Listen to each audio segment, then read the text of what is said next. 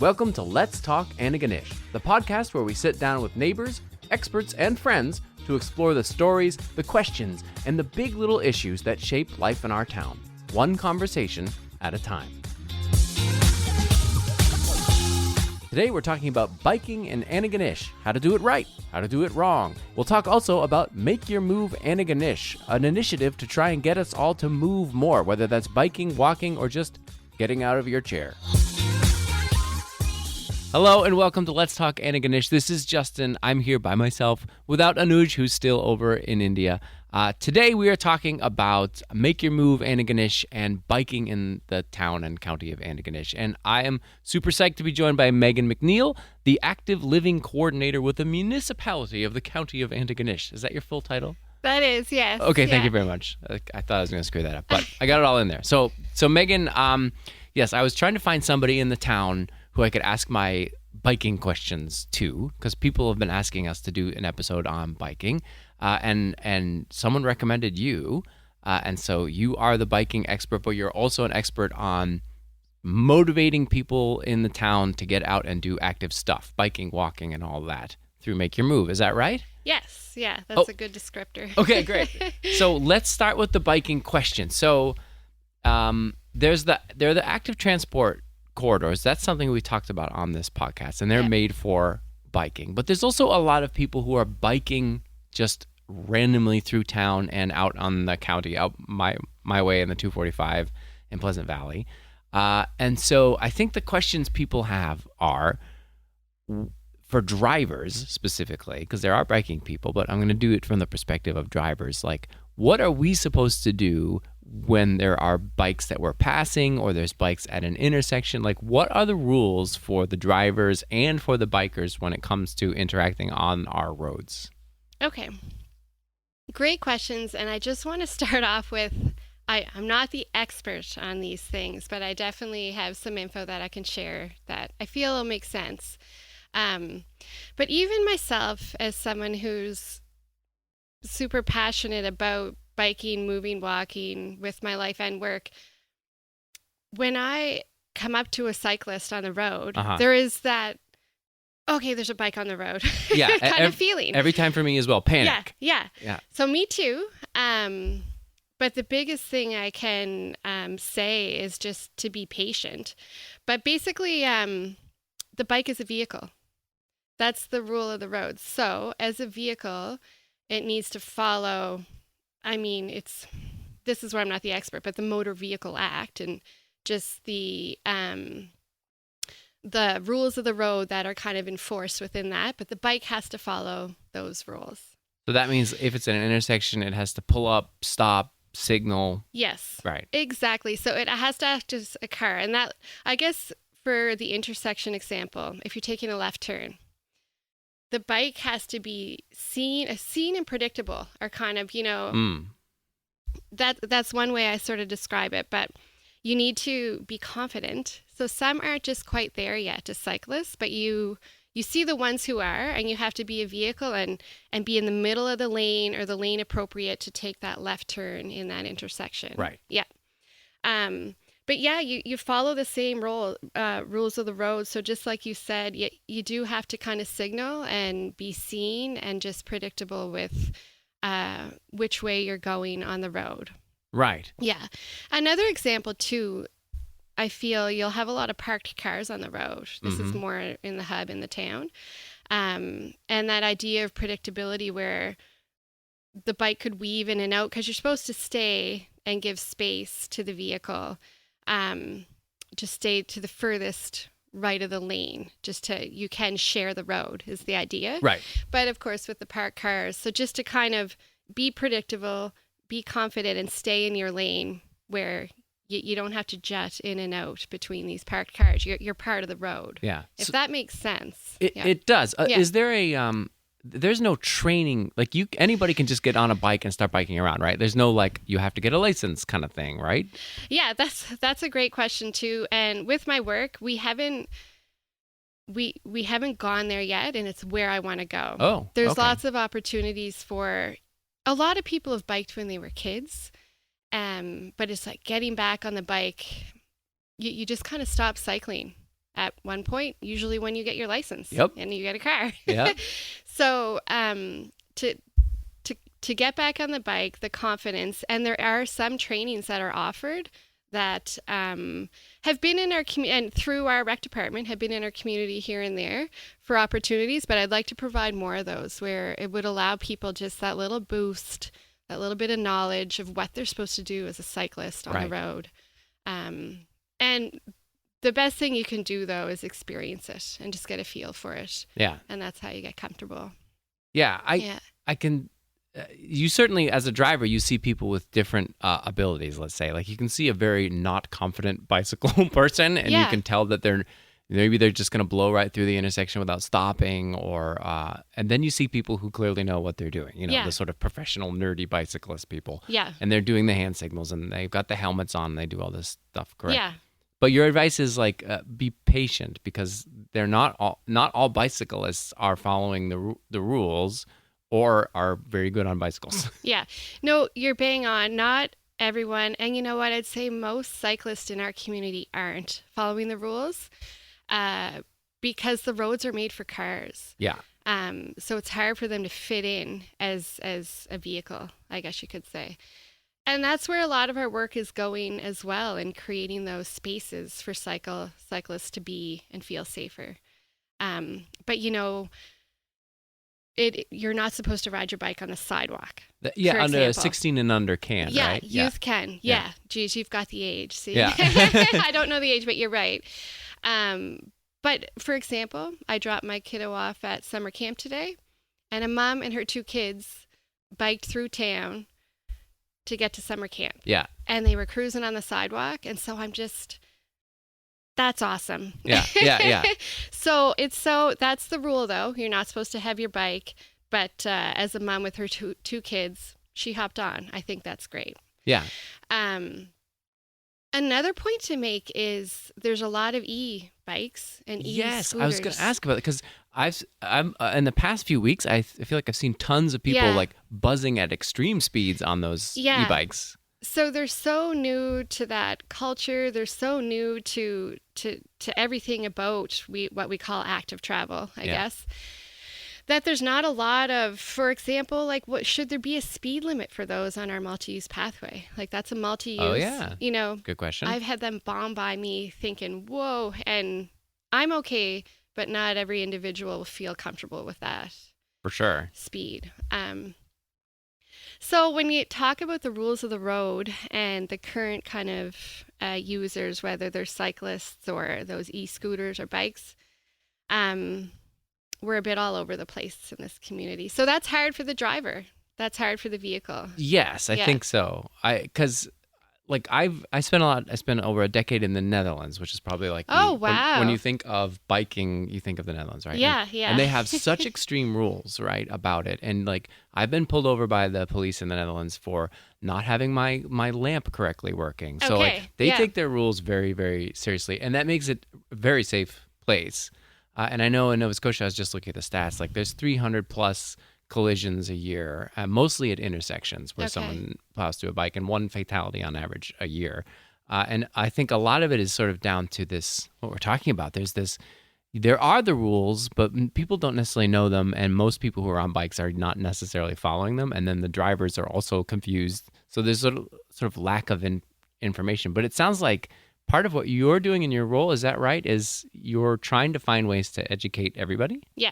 Yeah, it's a big part, and that's where I'll speak to the Make Your Move Antigonish project a bit too. So tell us about that. Start, what do you do in terms of bike training or plan to do, and then we'll move on to the other things you encourage. Yeah, so it's been a little while since I've had any bike training program opportunities, but now that we're creating the spaces with our work too, like the physical environments, and really making the shift, we are seeing more cyclists out there. I don't know if you'd agree, but over the last few years, I absolutely agree. I feel like this summer has just been, especially with the e-bikes and scooters, there's just a ton of them. That's one of the reasons we really wanted to do this episode, because I'm like, oh my gosh, it's chaos out there. It's chaos. I love it. But it is, you're seeing, we're shifting towards that with our work, and we're really encouraging people to kind of add that in their day. But with Make Your Move Antigonish, it kind of takes, it's not just the physical environments, I guess. It's a huge part of the initiative, but we are just simply encouraging people to make a bit of a behavior change in their day-to-day and just kind of adopt a more healthier, active lifestyle. All through simple movements, though. So it kind of is redefining what people think of moving right now. Okay, so is one way I speak to it. Explain more about that. So it's not just you're telling people to walk to work or bike to work, although that must be part of it. That's a big part. Yeah, a big part. So we say simple movements, we say natural movements, we say everyday movements. And how people think of currently moving and fitting it in for their health and the benefit and everything is getting it through your more program-based, your more facility-based sport group activity-wise. Right. Which is a total need. That is a total need in our lives as well. But Make Your Move focuses on the simple. What people can fit into their day in little amounts even. It doesn't have to be this hour and a half workout per se. Yeah. It can just be... The encouragement is fitting it into your day. So if you think of where you're at for your day, work is where most adults find themselves. Kiddos, school. So we focus on those two areas, our workplaces and our schools. In addition to, of course, we're home and in our community. So we have these focus areas with Make Your Move. And on top of those focus areas, we spend a lot of time needing to get to where we need to go. So that's kind of where the moving to get places comes into play. It's not, this Make Your Move Antigonish isn't a project focused on getting people to go do volleyball or ice hockey or whatever. It's literally everything but those sorts of, it's the rest of your life, your everyday life. Your everyday. How do you move more? Yeah. So what is this an initiative of? Is this from the county? Yeah, I'll give you a bit of the background, which is helpful too. So it was a pilot, and it's supported from the province. So Communities, Culture, Tourism, and Heritage is the department that supports it. And it's actually a provincial wellness campaign itself that's been running now for quite a few years. But we are one of 5 Make Your Move communities. In the province. What are the other ones? Are these major cities or small towns? No, they're smaller. So major cities, I say, as like there's 2 cities, sort of, in Nova Scotia. I don't know what I'm talking about. Yeah, Yarmouth would mimic our kind of regional area. Very much the same because they're quite a large region within their county and then the town. Okay. So Yarmouth is one. Lockport, you know where Lockport is? Don't know where Lockport's Lockport very is. small. Okay. It's beautiful. Where is it? It's down on the south shore, I like to say close to Shelburne. Yeah. Okay. Yeah. So maybe a population of 500, I think. Okay. In and around there. Not crazy that I don't know it. No. Ourselves, Antigonish County, and Wagmacook is also one First Nation community in Cape Breton. And New Glasgow just joined on kind of partway through, so they're the 5th. Okay. And so they get a bit of funding from Community Cultures Heritage for a position like yours, or also for equipment? Like what kind of funding? Where does funding go? Yeah, actually, my position, I'm partly funded by the province and the municipality. So we have several of my positions across the province, and that's where these pilots landed. We're with these positions. And basically, it's what we're trying to do already, kind of the priorities of our role. But this pilot, this Make Your Move pilot, just allows us, with the extra funding, the extra support from the provincial campaign. And we also have Dalhousie University actually is evaluating the programs, which is, it's always awesome to have that baseline data. We're seeing success here too in Antigonish County. Like we're seeing numbers and counts growing and people moving. So according to the website, 1,149 people have joined. You did your homework. Yes, I did a little. Have joined the movement. What does that mean, join the movement? So you know what? I'm not a big social media person, but we try to capture that number. But that's really, one way is through our little social media pages, and that's the number from our Facebook page. Oh, I see. So that's the people who've actually followed. Okay. Yeah. So I would say the number's definitely bigger than that, because Cool. not everybody's on that social media, and we've definitely connected through workplaces, schools, Yep. community with Logical. the initiative. So tell us about some of your successes. What are some aspects of the program that you're like, oh, this worked out great? Sure. So like I said, we're trying to reach people where they're at in the day, and we want to give them that positive nudge to fit that little bit of moving in. And so I'll speak to the workplaces. We kind of started here even. I'm here. I'm leading the project. Let's give it a go with the staff here. Leading by example. Leading by example, Yeah, exactly. Yeah. So before we start knocking on other workplace doors, we gave it a go here. So basically, we just kind of introduced the idea of the program, but more so making your move at work. And so what have you forced the people here in Beach Hill to do? There's no forcing. It's all by choice. So what do they get up to now? So walking is how can we walk more while we're here at work? So we're on it's 80-kilometer highway out there, and some staff feel comfortable to take their break or their lunch and walk down. It's beautiful if you head further down the road and just go for a little walk, but there's fast trucks and vehicles, so some do that. But we took our parking lot, and it's a fairly sized parking lot. It's not huge, but it's not small, but there's a little loop to it. And we just encouraged, and we even kind of counted out, some people like having so many lapses a kilometer, and I forget what it is out here. We've done so many measurements, but I think 10 laps out there is a kilometer, and some people like to tie that into their moving as well. But yeah, we just introduced walking the loop. So like on a lunch break or lunch something? break, morning or afternoon break. Some people do it in the morning before they start work. So that was an idea that no one ever really, we just stated it as a place to walk. And people, you'll see, we have a few champs especially who fit that into their day easily, and they'll head out on lunch, do some laps, get some social in. It's so nice to do it with your colleagues and just talk about stuff other than work, and then come in and have their lunch. So it's just created this, you see them out there walking. It's such a positive energy.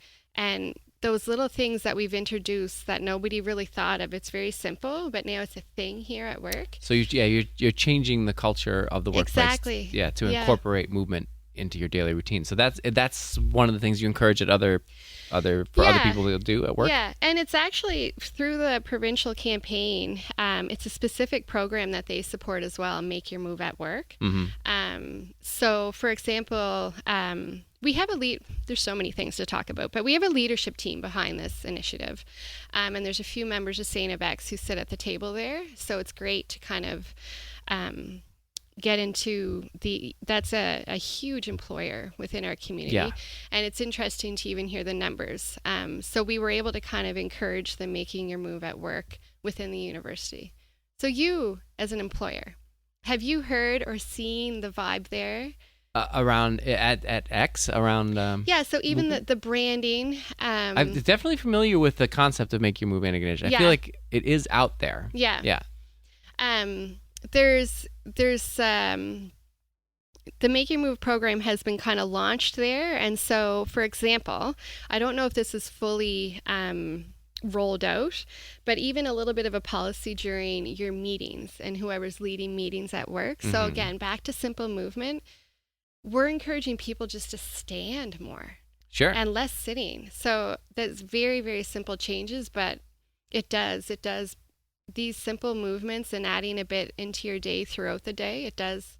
100%. It makes you feel better. Sitting is the worst. Yeah. I know from the literature on this, it is one of the more destructive things you can do to your body, really. Yeah. Just not moving and sitting. And bringing an awareness to that where it really hasn't been brought to people's attention in such a way, I guess I could say.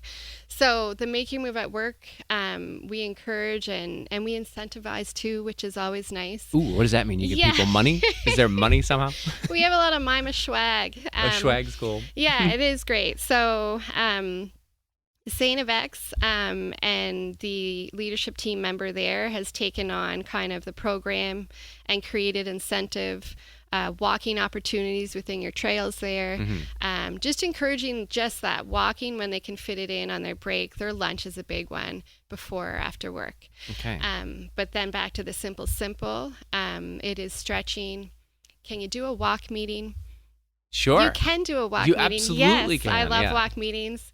And just even a standing meeting. You know, these things can easily be done, but it's just it's not a normal thing to do, and people tend not to do them if they're not. So your a role normal is thing. to sort of encourage that, to give examples of it, and to sort of stay on top of people, I imagine. Yeah, it is a lot staying on top of people for sure. To that point, we try to find champs. I can't do this on my own. Sure. You can't be at every workplace yelling at people to stand up. Yeah, so community champs, we have a ton of them. So it's looking to find them and just see if there's a lot of passionate people out there with the idea of living the lifestyle that we're encouraging. So just seeing if they can bring that to their work, to their life, to their community in whatever way fits for them. So that's the workplace. So outside of the workplace, let's say at home, or people who are not working but like they're staying home and taking care of kids. Like, what sort of stuff are options for them to think outside of the box? Yeah, and so while at home, that's where we find ourselves. You know, you're at work, you're at home in your community. This is where I find talking about the actual movement and moving, it can get into the gray area, which is great. It becomes a little more recreational, which is great. That's right. So the simple move kind of shifts a little bit into recreational move, which is super. But at home for simple moves, people are doing it, but we really encourage or celebrate what they're doing. So people realize even just hanging the washout, that for some we're reaching those people who are less active. Like it's a population level change we're doing, but we do have this kind of focus on the less active. Yard work, that can be intense moving. Gardening. For sure it can. Yeah, so we celebrate those. But then while in your community, we do, I like to speak to the social piece. So really encouraging people just to get out in your community, grab your neighbor, go for a walk, grab your neighbor, family, kids, strike up that game of baseball in the local farmer's field. You know, it's kind of play that has been lost a bit, I find. So that's sort of the route we go with Make Your Move in the community, is just encourage, like, outdoors just allows you to find yourself in play and in moving. So it's getting outside and being social with your neighbors, community. So what do you, in terms of the challenges, like why is this difficult? I think because I live out in the county, and if I have to go somewhere, I need a car to get there. If I were living in a city, I might be able to walk to the, the metro or whatever, or just walk to where I need to go. So I feel like a lot of the changes are just sort of systemic infrastructure, structural issues of, like, you have to drive everywhere in a place like this a lot of the time. So what would you identify as like the major impediments to movement? Is that one of them, just car-based culture? Yeah, that's a huge part of the initiative and ties into what you've already spoken with Marlene about on our active travel and active transportation projects. But you kind of nailed it too. I just find over time, and it's just the systems we now live in have created this world of convenience. And back to kind of, that's the normal way to do things. And I find the hardest part of this initiative is changing behavior, which takes a lot. It's a long game. Yeah. It's a really long game, but we're in it. We get that. So I don't know. The biggest barriers I do find is just that, knowing that it's going to be hard to change those habits and those behaviors. But with Make Your Move, trying to reach people in every little part of their life, positive nudges. It's not like a brainwash. Is that what you call it? Sure, yeah. Everywhere you turn, you see our lovely pink. Sure, yeah. You're forming a weird cult of some kind, yeah. Yeah. But it's these positive nudges and seeing people and celebrating who's already doing it, we hope is the motivator. Yeah, so what are there new initiatives coming down the pipe that you're like, oh, I'm very excited for this, or maybe something you would like to do that you haven't been able to do yet? Yeah. One thing I hope to dive in on this fall, and it does kind of follow up on a few things we've done in the past, but it's back to it's for the kiddos, the youth. And when you think of schools, the elementaries do great, actually, and they recognize there's a need to get those bodies moving, to keep them happy and to keep them kind of happy and learning in the schools. You need to keep kids moving. For sure you do. Yeah, so we do try to focus on the older kiddos in those kind of high school grades. But one way to fit it in is it's back to moving to get to where you need to go. So when you think of the schools, and walking to school is one way. We've tried to have little walk programs, and Town Rec, Atlanta with Town Rec had done one last year where it was a little walking school bus is kind of what I call it. And it's such a simple program and idea, but it's quite well received. You just drop your kids off. It was actually at the farmer's market. It's about 1K to the schools. And, so the education center and the junior school. And it's just getting them 1K to start your day is sort of the little tag, and it allows them just to move to school. And the parents and families, like I said, it was well received, a very simple idea, and it just allows knowing that your kid's getting a little moving in before they start their day. That's pretty genius. A great way to start it. Yeah. So on top of that, I want to continue and support. Alana and I are both kind of working on getting that going again this year. But one thing I'd like to stem off of that is even providing, it's back to the education and awareness, because it's hard in Parents and Families Day to fit that in. So it's just making that shift. And I'd love to create actually a little safe route to school map is kind of what I'm thinking of. So it allows a bit of the education and awareness, but opportunities for people to see how easy it can be if the drop-offs were several areas for kiddos to be dropped off and moved to school. Yeah, so everyone knows about it. They're maybe they're marked. This is a route kind of thing. Yeah. So it formalizes, and that makes it easier. Yeah. That makes sense. Yeah. Yeah, it's interesting. I'm thinking back. My daughter was out at Maryvale HM MacDonald, which is a very active school. They have a nice outdoor thing. Oh, yeah. And I feel like through elementary school, a lot of kids are out moving. They have recess or whatever. But then you get to high school, and unless you're on a sports team, there is no movement. Like, yes, you have to do gym, maybe. But then you can stop that. And then there might just be a whole day where you take a bus to school, you sit all day, and then you take a bus home. Like, you haven't moved at all. Is there anything during the school? Like, have you had contact with the high school to be is programs you can do there? Yeah, when the initiative started a few years ago, I would have checked in and kind of introduced myself and the project to all the schools. And to be honest, we haven't quite got into the high schools like we have in HM. Has been one school who they're already doing it, and they embraced us right away. Sure.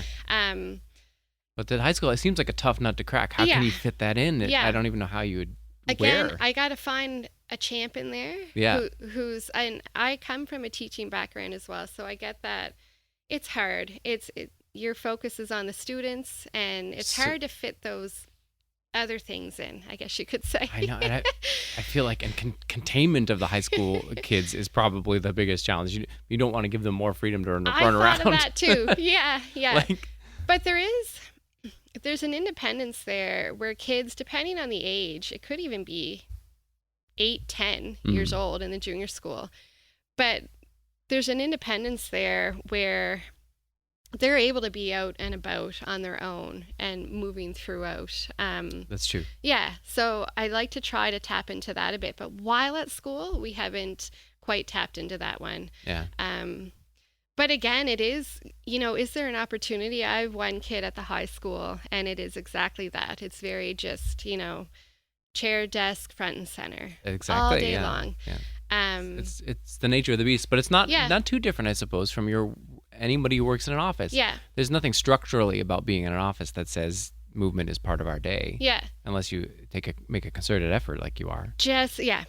Bang on. So it's finding that teacher champ who's willing to shift their classroom structure. A standing classroom. Yeah, exactly. Could be a thing. taking your lesson outside, I do. I wonder if that's just a huge headache for some teachers. Like, there's no way they're even approaching that. Like you said, will some students start drifting just wander off? Yeah. I don't know.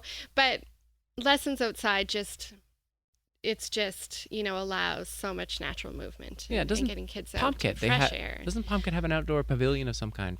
Actually, Pomkit embraces. They're a great school. We haven't quite tapped into kind of Make Your Move. We've been there for a few things and supported a few things and even translated and got some things in French, which are great. Nice. But when we've done that, you can see that culture is there. Yes. Yeah. It's part of their school already a little bit. Yeah, just like HM, for sure. So is there anything that that we haven't talked about that you want to make sure people understand, or maybe a thing that people misunderstand about movement or about Make Your Move Antigonish that you'd like to clarify?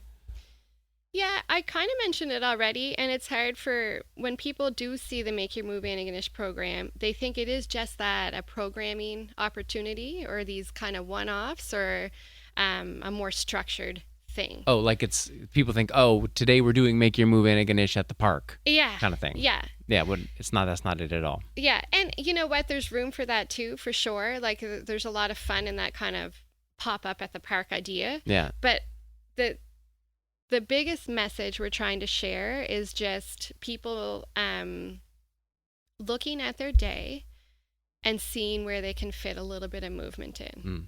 And it's just really simple movements. And it comes down to it makes you feel good. And so once people start doing that more, I'm hoping, and we're hoping, that they realize the benefit. And there's a multitude of benefits, but for themselves, they can feel that it just makes you feel good when you kind of have an active day, when you're adding a little bit of movement. It allows you just to be happier and healthier and just enjoy whatever you're doing. I think that's great. And I think intellectually people know that. Yeah. But the question is, how do you get them to do it? But I like this idea of you have what did you call them? Champions? You have the one person who's there to help you to start to do it. Yeah. And on that note, if anyone's interested to learn more, they can contact me. But we're always looking for champions, and you name it, anywhere in the community. So whether it is school, work, out in your own kind of hub, whether you're out in the rural hub, St. Andrews, Harbour Bushy, wherever you're at, we'd love to chat. Yeah. So they can get in touch with you, and then you can give them the resources to make it happen. Yeah. So how do they get in touch with you? So you can give us a call. I can rhyme my number off right now. Go for it. I mean, I'll put it in the show notes as well. For sure. We're 863-1141. That's the rec department. But online, most people will have access. You can just find my email online as well. Okay. And any other contact. Great. You're not hidden from the world. You're meant to be contacted. Yes. Great. Yeah. Well, Megan, this has been very helpful. Thank you for this interview. Lots of useful information. Thanks about the biking for sure, but about Make Your Move Antigonish. And I agree with you. Movement is key to health and happiness, and also impossible a lot of the time for most of us who have sedentary jobs, but worth the effort for sure.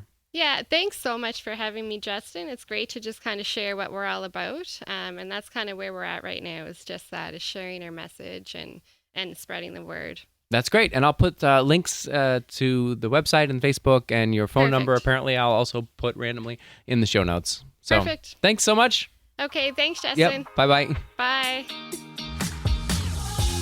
Thank you for listening to Let's Talk Antigonish. If you like the podcast, don't hesitate to subscribe. Just go to letstalkantigonish.ca and click. Voila! You'll receive new episodes right in your email inbox. This podcast is a labor of love. Please consider making a contribution, small or large. Maybe a monthly subscription. Depending on the level of public support, we would like to engage local producers and journalists to create more regular deep dive news stories about life here in Antigonish. Right now, it's just Anuj and I doing this in our free time. You can read all about the podcast and ways to support us at letstalkantigonish.ca. And if you're a local business that wants to sponsor the podcast or even place an audio ad, we are certainly not opposed. A huge thank you to all of our subscribers, and especially our paid subscribers, which have helped us to buy the audio equipment that we needed to get this thing off the ground. And remember to get in touch with us if you have an idea for a future episode or a burning question about life in Antigonish that you want us to explore and get answers to. We welcome all feedback. Just email us at letstalkantigonish@gmail.com. Let's talk Antigonish.